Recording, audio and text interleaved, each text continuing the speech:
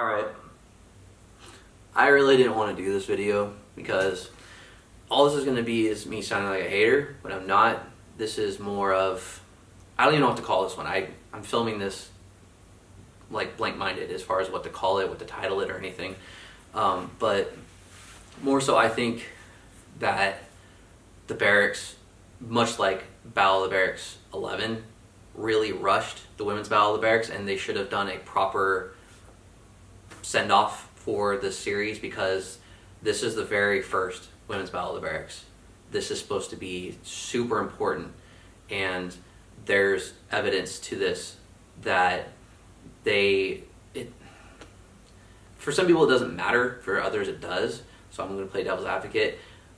This has more been a popularity contest for getting the Battle of the Berrics started, and that's where I believe they've really hit they missed the mark, because they've really, there's so many talented women out there that can skateboard, and this series just seems like it's more of who's the biggest name to draw in the crowd, when you could have a lot of unknown people and bring them in based on just talent alone and let their name grow from there. And people will like the fact that, you know, they can do a lot, because in this one, if you just read the comments on the games, I'm not going to pick out the comments or anything, I'm not going to have them on the background of this, but there's a lot of people that are talking negatively about these games and, you know, just commenting on, you know, the length of the games, the tricks that are done, you know, are they out of the basics, are they doing difficult tricks, you know, is it more on judging, you know, is the girl hot or not? You know, that's what makes them win, especially on the videos where, you know, certain people are, you know, in the video despite they're not even in the battle themselves, and it's like, oh, well, I just love this person, and it sparks just heated conversations in the comments. But I digress. I personally think that the Berrics set this up to be more of just bring in the popular known girls and hope that their flat ground game is on point, versus give them a long lead time. If they're going to do that, give them a long lead time to be able to let them practice all that they need to, and then bring them in, so that way the battles are the best that they can be. I mean, nerves play into a factor in this no matter what, don't get me wrong, but there's a lot of games that there were a lot of, you can even hear in how they're reacting to it, there's a lot of misses that just happened that really just were shocking. At one game in particular, it was only 6 tricks long, or 7 attempted, but it was 6 tricks long, and that's it. So, and here's some proof for you, because I don't want to come just into this blindly. So there was I forgot what video it was, but there was a feed going on about some of the women skating in one of the games, and I have my secondary channel, or my primary is DSG411. This one, Switch Skate Reviews, is my secondary, even though this has more subscribers, just because I used to do reviews all the time. But I put on here because someone asked, you know, put your street part or shut up, and so I linked to them or told them where my street part is. I'm stoked that women are getting their chance to show that they can skate flat, but the Berrics, look at the Battle of the Berrics lineups for proof of this statement, is more about what names can bring in the audience compared to someone who is unknown who could skate better. A lot of these women are very well known with quite the fan base, so they will bring in an audience beyond what the title Women's Battle of the Berrics would have been able to do with a lot of unknowns. Unfortunately, when looking at the outcomes of the battles, it's evident that a lot of people are unhappy that so many women are underperforming in their eyes, and to an extent, I can agree. But if they continue Women's Battle of the Berrics after this year, hopefully they actually do pick them from the submissions based off talent instead of just name alone. I mean, look at what happened to Versace Plug. It's true. It's very true. I mean, a lot of the people too, when, especially in the game, you know, Chelsea versus Cristiano, when people are saying, you know, well, Chelsea landed 1 trick of 6, and that's it. And, you know, they're saying, oh, well, just go look at her Instagram, and you'll see this. No, that's stupid. Stop right there. That's very stupid. Don't bring up points like that, because what you do on Instagram is edited. This is not an edited, you don't just get to, you know, pick, oh, well, you know, I'm going to go over in this corner and just land all these tricks. You just put them in whatever order they do and they're skating, and then we'll mash it up and make one big game of skate. So that way it looks like we're doing a lot. You know, they're staged games. You can tell which ones are staged before. I mean, Eric versus Donovan Strain, the rematch. Then, you know, Pirod versus Carlos Ribeiro. And I know I'm forgetting one. But anyway, I mean, games like that, you can tell they're rigged. You know, there's obviously faked. But, and I mean, even the game Sean Malto versus Donovan Strain, where they were trying to get into the Battle of the Berrics, the newest one, like one of the newest ones, you know, you could tell that one was rigged, you know, just to give Sean, you know, some light and to introduce that new rule. But there's proof that they really were not thinking about submissions, because it's all marketing.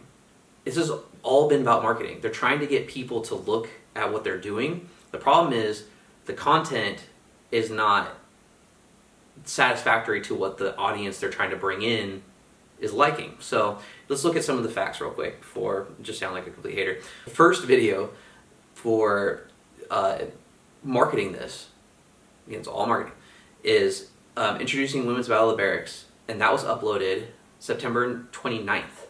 So that's the start of the timeline.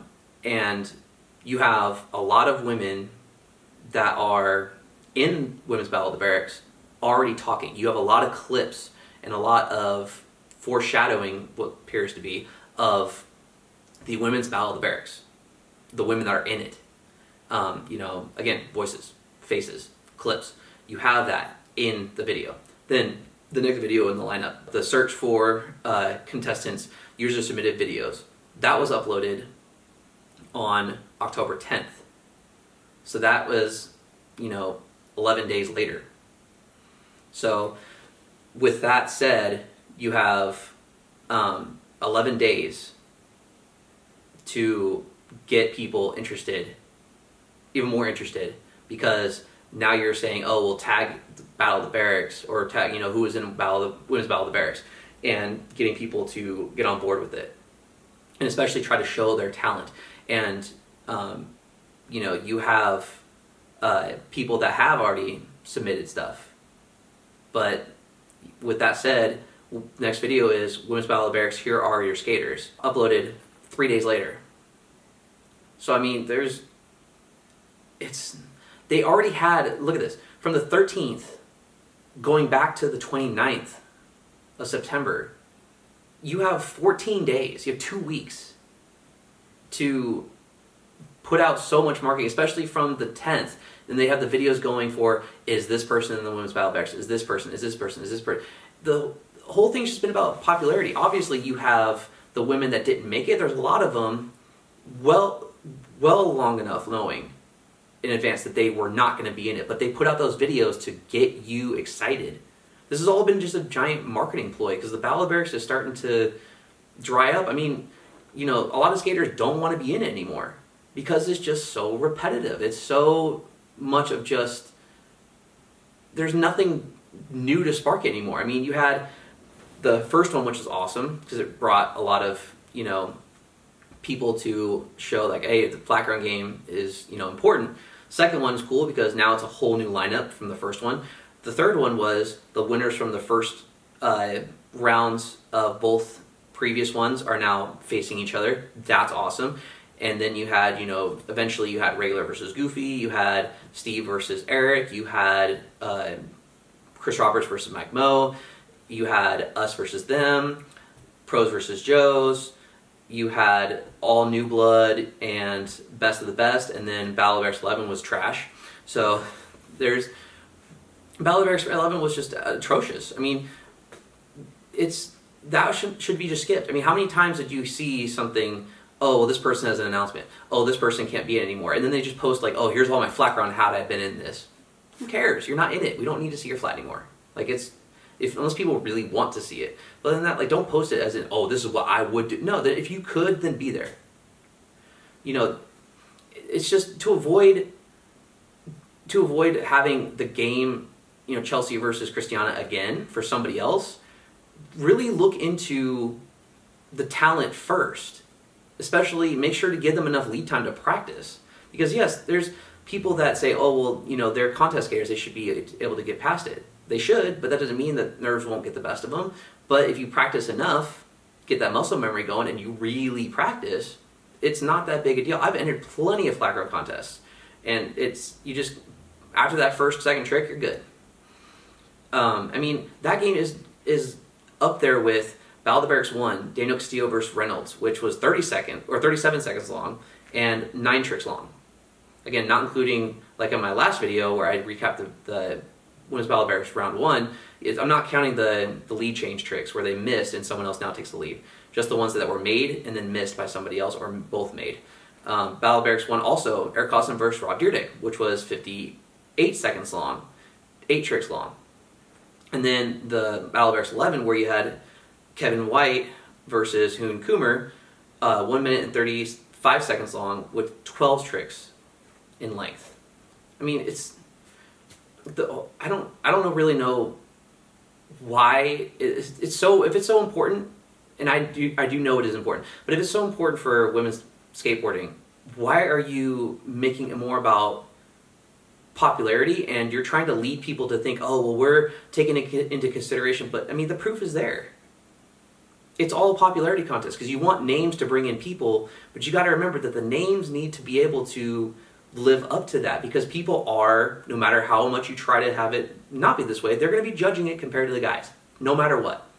Everything is always going to be judged compared to something else. In this case, it's the women's games versus the men's games.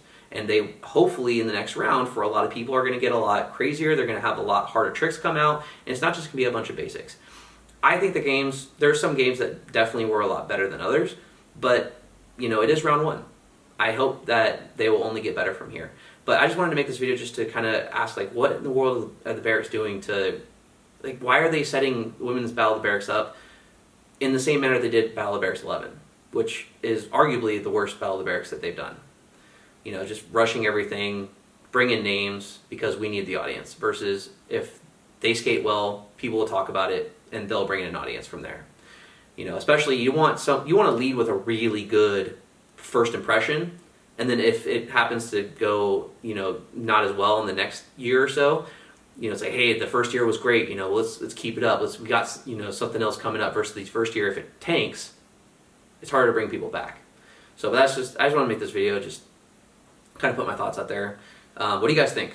Leave them in the comments below. I'm very curious as to what you guys think, and I really hope you guys don't think I'm just being a hater. I'm trying to be supportive, but there are points to bring up. No matter if you like them or not, there are points to bring up. But again, let me know what you think in the comments. I'll very curious to hear what you guys say, and I will read them, even if you guys are just talking shit about me for making this video. You know, I know it's criticism. Everyone gets criticized for things.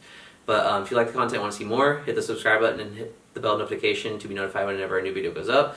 If you like this video, please go ahead and give it a like, and share it if you can. It does a lot more than you really think it does. And tune in for the next video. I will see you guys there. Have a good one. Take care.